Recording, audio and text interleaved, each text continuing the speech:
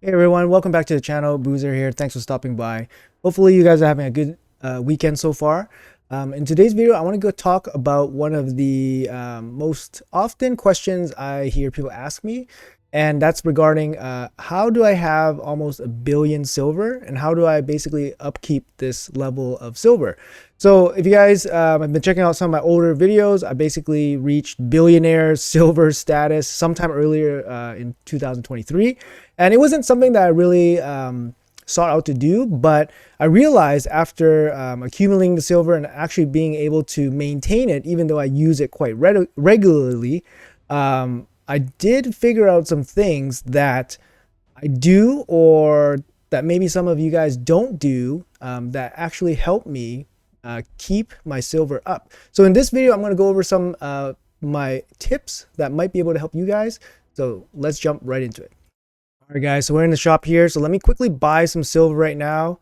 I'm just kidding. Don't come here to buy silver ever. Don't come here or any of these silver packs. Don't ever spend your real money to buy silver. It is a complete scam. If you are so desperate for silver and you need to do that, buy energy, farm whatever area you can farm, and that way you can at least build silver at a reasonable rate. Another place you can actually get silver is actually here with the clan shop gold. So it's not the best rate, but I mean, it helps you if you're super desperate. So those are just some, I was just doing something fun here at the beginning, but don't ever do those things. The shop is, let's say the shop is forbidden for silver. All right, so let's start off by talking about what the current situation and the current problem is with silver. I know silver has always been a hot topic for everybody ever since this game started. There's a cost of silver is just ridiculous. The return of silver is also ridiculously low. There's no real solution to it. But currently it's actually significantly worse if you guys haven't noticed, but not because of the city of Centranos. So with the introduction of the city of Centranos, this is the third month, so the last 2 months, obviously there's lots of incentive to try to complete everything, but that requires you to basically finish 100 secret rooms. And you guys know how secret rooms go. They require a lot of re-gearing and using champions you don't really use. So in this case, it actually you spend quite a bit of silver to do that content.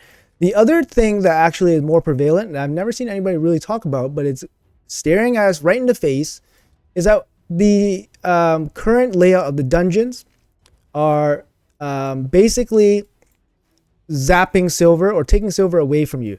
Because the current setup of the dungeons, we are basically pushed away from this. If you're heading towards the end game, especially, we're basically pushed away from these into the Sand Devil, Shogun, and Iron Twins.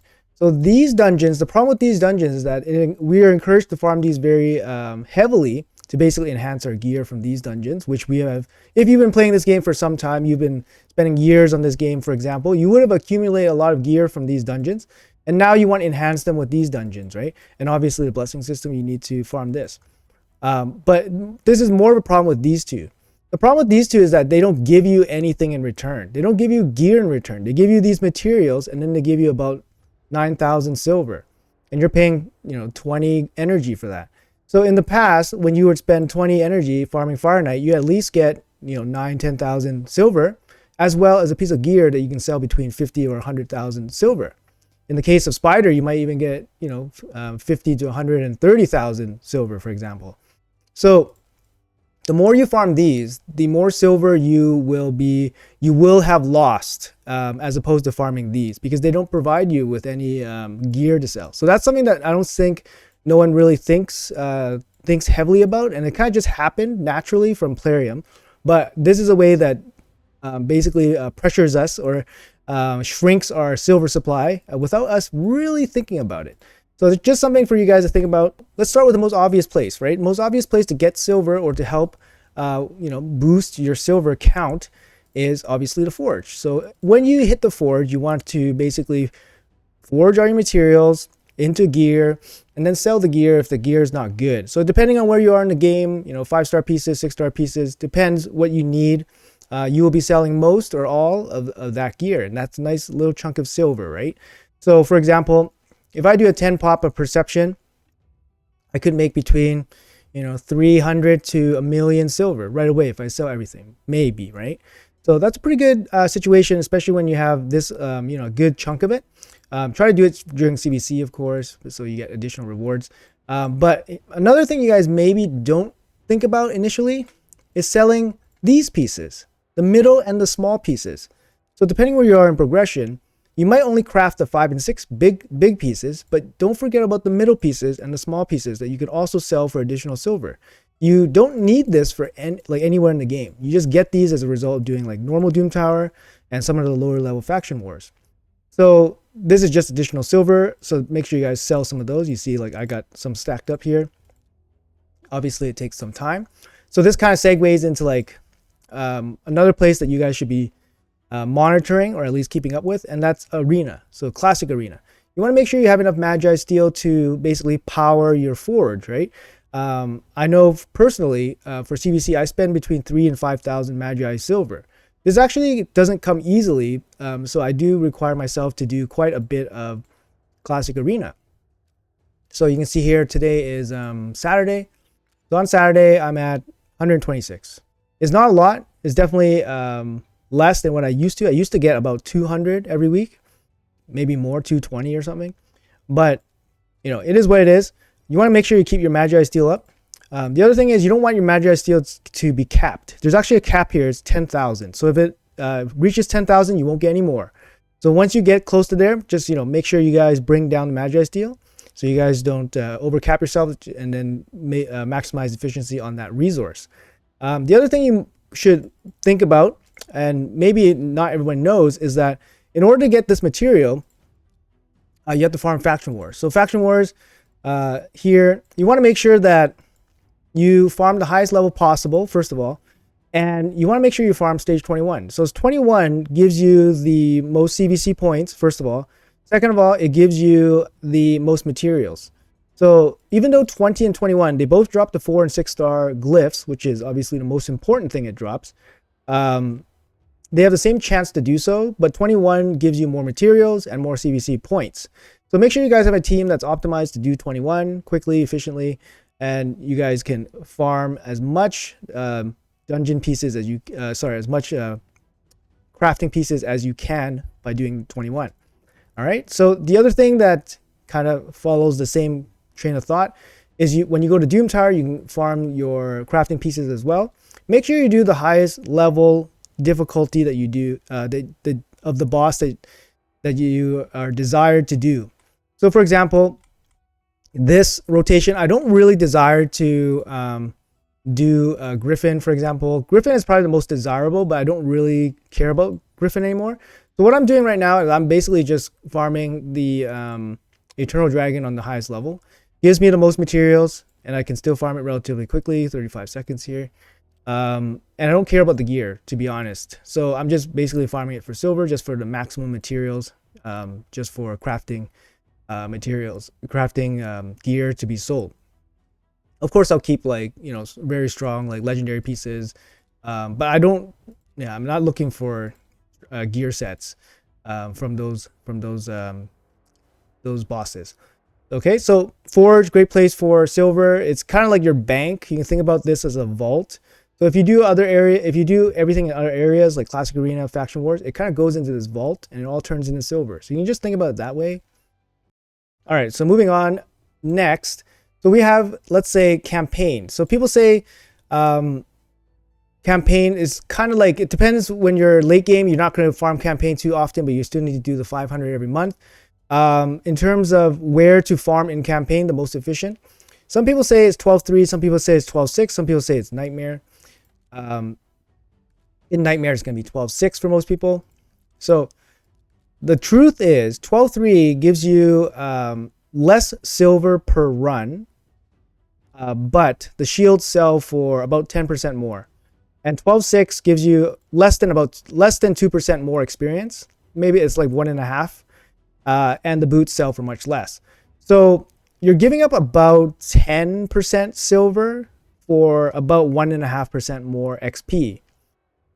Most people trade off that XP for the silver easily. So if you think about it that way, at least you have the information you need to make the proper choice between which stage you want to farm. As for Nightmare, Nightmare is the fastest in terms of XP gained per time. But the problem with Nightmare is that you don't get mystery shards. So if you're low in mystery shards, farming Nightmare is probably not for you. Also higher gear threshold and all that stuff. It's also the only stage because 12-3, the champions here are just a little bit too tanky. So 12-6 is kind of all you have for Nightmare. It's more of a speed thing. But Brutal 12-3 is the best for silver. Brutal 12-6 is the best for XP, I believe. Okay, so just to make things clear, I farm 12-3 always, just to maximize on my silver take. The XP is totally negligible. So all right, so quickly moving on into the dungeons. So in the dungeons, you guys might not know this, but when people talk about silver, they always talk about farming spider.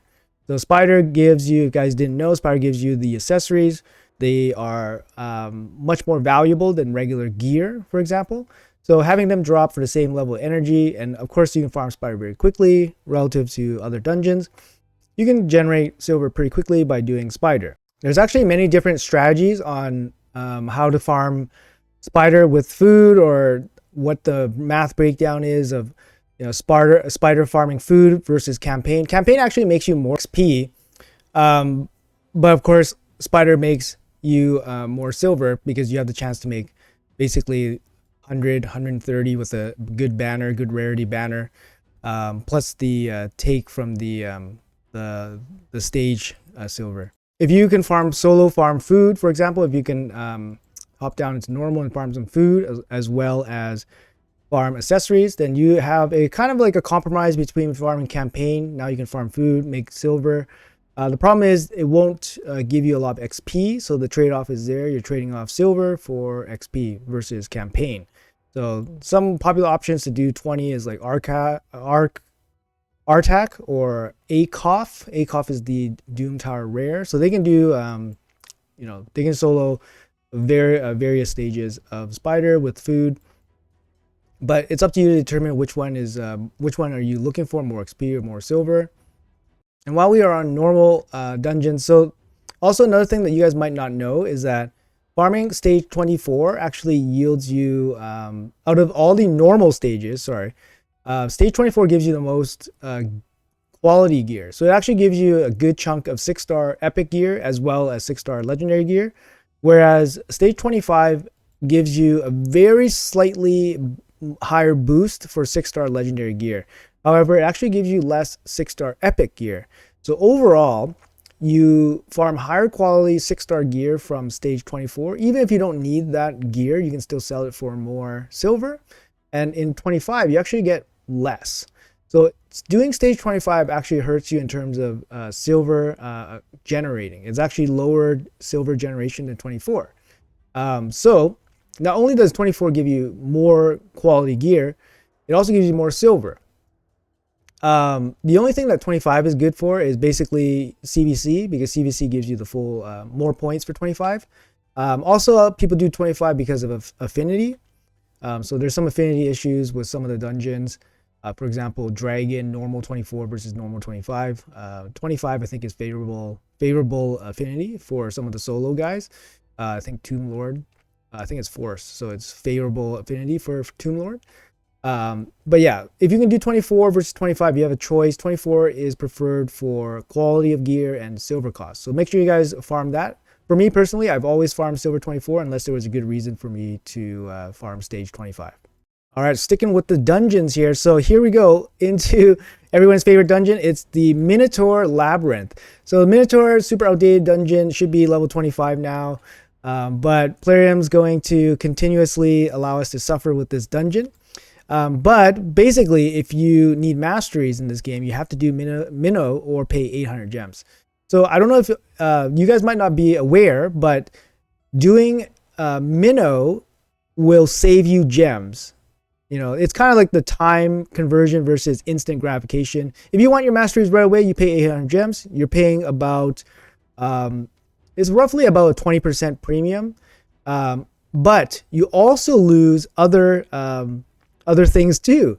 So if you do stage 15 with one champion, you can actually level them up to probably around level 52 from a 6-star from a rank 6 1-star, you can probably get them up to level 52, so almost all the way to 60 by getting their full masteries. Also, if you get their full masteries, you're picking up about 1 million silver, a bit more, like I think it's 1.1 million silver. So I know it's not a lot because the time invested is quite high, because obviously running Minnow, it takes a lot of time for some people. But if you can run 14 or 15, it's actually quite worthwhile for you, because it levels up your rank 6 champion as well as generating you silver, and you're saving about 150 gems off the purchase price. So if you want to buy masteries, sorry, I want to find a guy. If you want to buy masteries, it costs you 800 gems. I do have mastery? No. Yeah, also, I don't want to do that. I've never ever bought Minnow masteries ever. Never ever, just because the trade-off is so bad. And for me, it actually doesn't take that long to farm. It takes 90 minutes. So I just put it in the background, make dinner, have dinner, come back, and it's done. So, and plus you get some XP along the way, so you save some resources like brews and stuff there. So just in case you guys didn't know, it's much more efficient to run Minotaur. It takes about 640, 650 gems on average to get the energy required to do that. But if you can't do minimum 14, it's going to be not worth it anymore. So make sure you guys only do this process on stage 14 or 15. All right, guys. So sticking with masteries, you just a quick way to maybe conserve resources, less so about silver, but just a quick way to conserve resources. Masteries. Make sure you guys master champions that can take advantage of the masteries. So obviously you want to take care of any champion that needs Eagle Eye. You want to make sure that you have War Master or Giant Slayer on the champions that require War Master or Giant Slayer. But if you can get away with saving masteries and leaving certain ones out, by all means, go ahead and do that, right? You don't need to fully master all your champions, but usually I don't fully master them if I don't have to. Not good one. Razovar, so missing the last one there. Longbeard, I only went for the War Master. I saved the last two, for example. Cupidus only went for the War Master. I was using him in some PvE boss content. Yeah, Trunkheart didn't need full mastery, so why bother getting it for him? So, like I said, just another way to conserve resources. Not necessarily silver, but is relating to Minotaur, so I just figured I'd drop that in there. All right, so let's head back into the champion showcase here. So also another thing that I think some people might do, and you guys really shouldn't be doing, is putting gear on champions that you guys won't use, or putting gear on champions that are not built properly. So when you put gear on champions, make it a deliberate step. Think about it. Make sure you guys put it deliberate process, like basically your due diligence into gearing them out properly. Because putting gear on champions is basically you're deleting silver from your account, right? Because not only are you not going to salvage that piece of gear, which you can use for silver, you have to pay to get that gear off that champion. So I think we call it muling. So muling gear. Some people will do this for gear because their stash is so ridiculously packed that they can't afford to, they have no other way, right? They're just using their champions for gear storage. But this is a thing that people do that's going to just end up costing them a ton of silver. Whether you want to save the gear, you have to pay to remove it, or you're not able to sell it for silver that you need. So when you gear a champion, make sure 100% that is what you want to do with that champion, and then you can actually get some use from that champion. So make a deliberate case, think about it, on what you want to do with it. So for me, I do have a lot of empty champions, and basically I don't put gear on them because I have no use for them, or I use them in such seldom spots that they don't require any gear.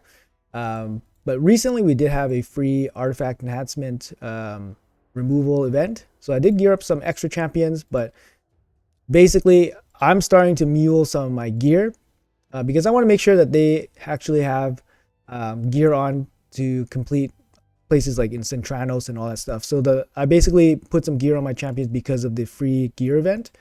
But otherwise, I wouldn't have cleaned up my roster. I would have just left them mostly blank. Like, for example, Vlad, I don't use it all. I leave him mostly blank. But I hope you guys understand what I'm trying to say here is that if you have gear, just sell it if you guys don't need it. For example, like these. Don't look at this. Don't look at this. This is for my challenge. This is for one of my challenges. I still haven't done these. So, but I needed the energy from this. So I'm trying to do some of those. But if you guys have gear, make sure you guys sell it off. Don't let it sit around in your stash. Make sure whatever gear you have is quality gear that you can see yourself using. That's one thing. Accessories. I think my big tip for accessories is make sure you sell the ones that are redundant. Let's say you have a really good piece in here and then you have a secondary piece that's basically the same and they're both in your stash. Why is both of them in your stash? It cannot be that good. But with that being said, there are some pieces here. I'll show you guys some strategies for the accessories. Basically, obviously amulets, anything with attack should go unless it's something special. So I'm saving some of the specialty items just for ore opportunities, and if I need them in the future, they might be useful. Like for example, this is garbage, so I'll sell that right away. The other thing that the other quick strategy that I can offer you guys is defense-based accessories are used much less than HP-based accessories, especially when it comes to the amulet. So defense-based amulets almost never get used. The only reason you would use a defense-based amulet is if you don't have a good HP-based amulet, because it's going to go on to support. You would never use a defense-based amulet on a damage dealer, a defense-based damage dealer. That's why defense-based rings, make more sense to keep. But defense-based amulets don't really make that much sense to keep. So if you have defense-based amulets, make sure they are exceptional or they have a unique stat distribution that you need or you don't have.